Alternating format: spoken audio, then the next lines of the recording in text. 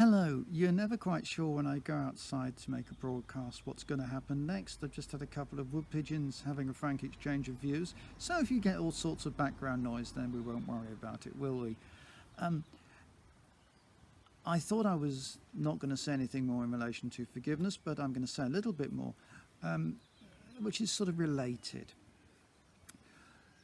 One of our tendencies in life is to see that we have got an entitlement to take offence. You get this happening quite a lot at the moment, where a chance remark, a comment, can suddenly become a major issue. People make complaints and feel offended and accuse people of all sorts of things, as if somehow all of us are going to be linguistically perfect all of the time. And while it's true that our mouths speak about what is in our heart, that our heart is also not a thing that's made up of structures and right words. It's a deeper thing, a thing that's very difficult to measure instantly by a single sentence or phrase.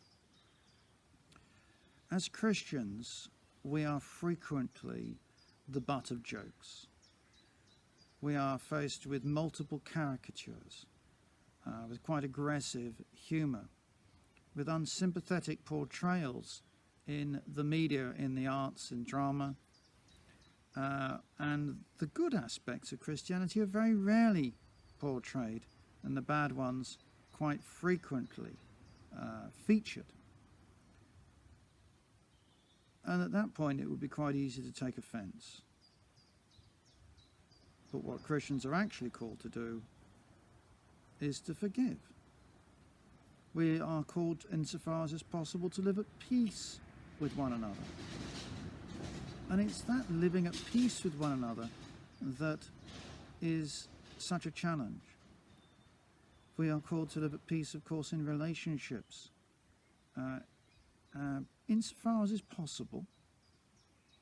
But therefore, we remember that Christ became offence for us. He took all of that. And our business is not to take offence. Our business is to look to people's deeper needs. Why are they reacting like that? Why are they saying those things? What's happened in their background? What's going on in their lives? How can we be a blessing to them? As the scripture says, heap upon them blessings, not curses. And further than that, of course, we then say, well, what good can I do for them? How can I do things that they're going to like? This is quite difficult to do sometimes. But thoughtfulness is so much a Christian virtue when it comes down to it, as is consideration.